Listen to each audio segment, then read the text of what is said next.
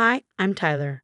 Living with my dad and stepmom Janet, along with her two kids, was never easy. But in the beginning, things were at least tolerable. Dad remarried 2 years ago, and at first, Janet seemed fine, distant, but fair. However, it didn't take long for the differences in how she treated her kids and me to become glaringly obvious. It started small. At dinner, her kids would get generous servings, while I'd often be left with what felt like scraps. "Tyler, you're growing too fast. We need to watch your diet," Janet would say, forcing a strained smile.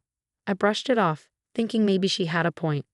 But as Dad started working longer hours, Janet's control over the household tightened, especially over me. One afternoon, I came home starving, dropped my backpack by the sofa, and headed for the kitchen. But Janet was already there, blocking the fridge. "Where do you think you're going?" she asked sharply. "Just grabbing a snack," I replied, trying to keep my tone calm. "I'm starving." Her response was dismissive, her eyes not even meeting mine. "Snacks are for the kids. They have swim practice. You can wait for dinner." As the days turned into weeks, a knot formed in my stomach, not just from hunger, but from the realization that this was my life now. My room became my only sanctuary from her icy stares and suffocating rules. But even there, I couldn't escape the growing sense of isolation. One rare evening, when Dad was home, I tried to talk to him. "Dad, things are different when you're not here. I don't think Janet likes me very much." He barely looked up from his work. "Tyler, Janet's doing her best. Just give it time.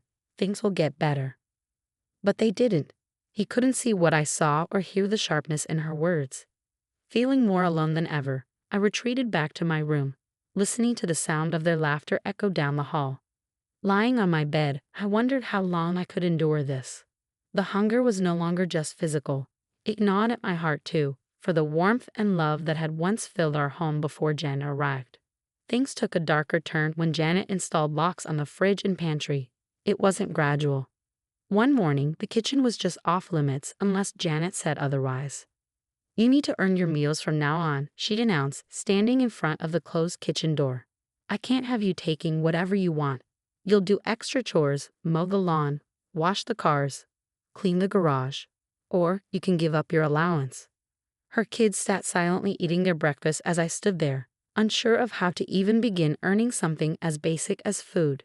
That first week, I worked until I could barely stand. I mowed the lawn until my hands blistered, scrubbed the cars until they sparkled, and organized the garage so meticulously you could eat off the floor. But when I asked for food, Janet would just gesture toward a tiny plate, a meal so small, it hardly lasted me a few hours.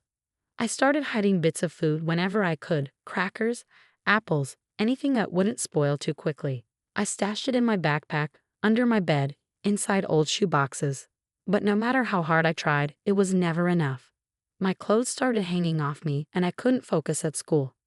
My grades, once a source of pride, began slipping. "Tyler, are you okay?"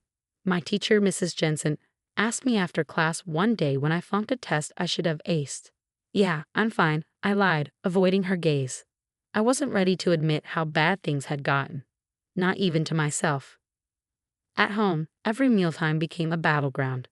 Janet's rules grew harsher, and my attempts to meet her demands became increasingly desperate.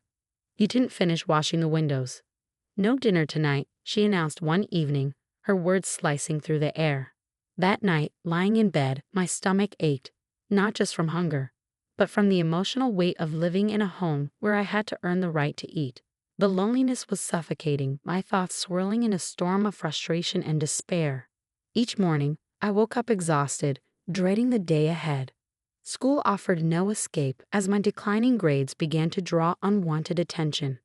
"Tyler, you need to apply yourself more," a teacher commented one day, handing me back another test marked in red. But how could I explain that it wasn't a lack of interest, but a lack of food that was dragging my grades down? Every day felt heavier than the last, the weight of my situation pressing down on me until it felt unbearable. Janet's house no longer felt like a home, it was a prison. I found myself counting down the days until I could escape somehow. The weeks blurred into one long stretch of exhaustion and hunger, and then everything changed during what felt like the hardest week of my life. I was slumped over my desk in history class, trying to stay awake and focus, when Mrs. Jensen, my teacher, paused mid-sentence and walked over to me. Her sudden presence snapped me out of my daze.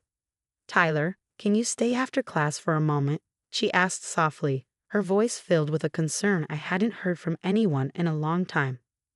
When the bell rang, my classmates rushed out, but I stayed behind, dreading the conversation I knew was coming. "Tyler, I've noticed you've been really tired lately and your grades have dropped a lot.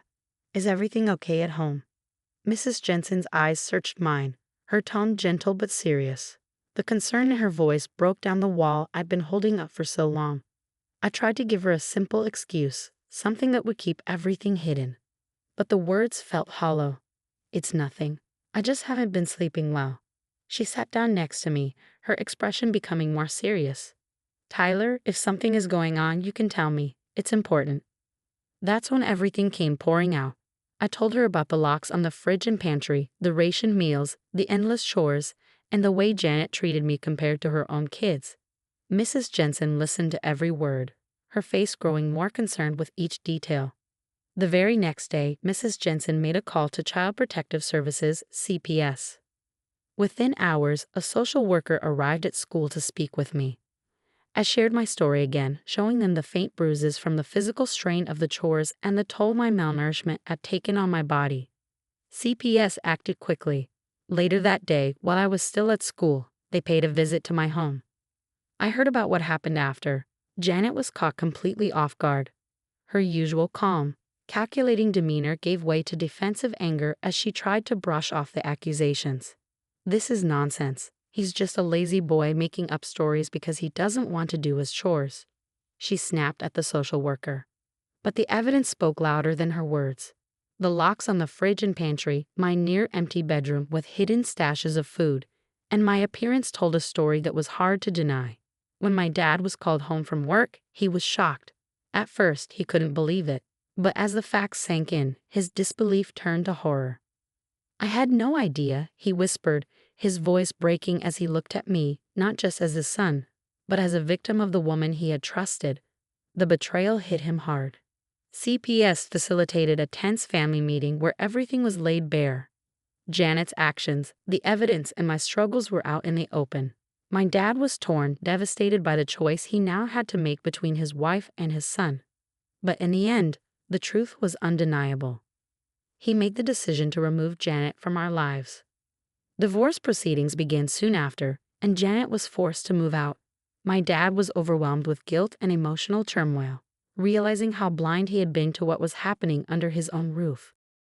He was racked with guilt for not seeing the signs earlier, for letting his work blind him to the reality of our home life. We moved out of the house, taking temporary refuge in a small apartment while we navigated the legal and emotional fallout. One evening, as we sat in our new living room, much smaller and humbler than what we were used to, Dad turned to me, his eyes filled with tears. "I'm so sorry, Tyler. I should have been there for you. We'll get through this together." His words, though heavy with regret, held a promise. The hope of healing felt like a faint light at the end of a very dark tunnel. But for the first time in months, I felt a glimmer of hope.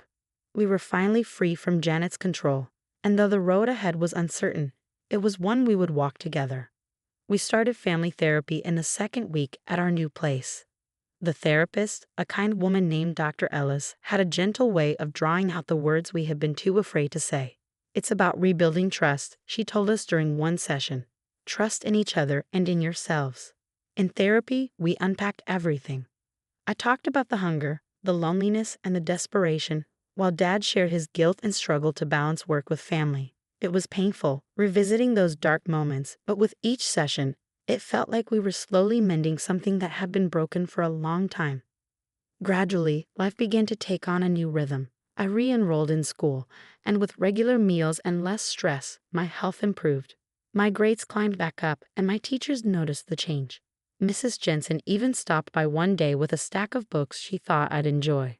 "Just a little fuel for that brilliant mind of yours," she said with a wink. Dad also made changes. He cut back his work hours to be more present at home. We started cooking together, stumbling through recipes and laughing at our kitchen disasters. In those little moments, I began to see the father I had missed during the hardest times. We also started a new tradition, Sunday walks in the park, just the two of us. Sometimes we walked in silence, sometimes we talked about everything and nothing. It was during one of those walks that Dad stopped, looked me in the eyes, and said, "Tyler, I know I can't change the past, but I promise you this, I will never let you go through anything like that again. We're in this together." It wasn't an instant fix. Some days were harder than others, and the shadows of the past would sometimes creep in, chilling the space between us. But we faced them together, a father and his son, rebuilding the bridges that had almost burned down. Looking ahead, I know there are still challenges to face and wounds to heal. But for the first time in a long time, I feel hopeful. I believe in the possibility of a future where the pain of the past is just a memory, a lesson learned on the path to becoming stronger. As I share this story, I hope it reaches someone who needs to hear it.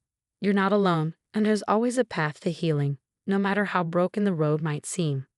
Thanks for listening. If this touched you, or you know someone who might benefit from hearing it, please like and subscribe for more stories like this.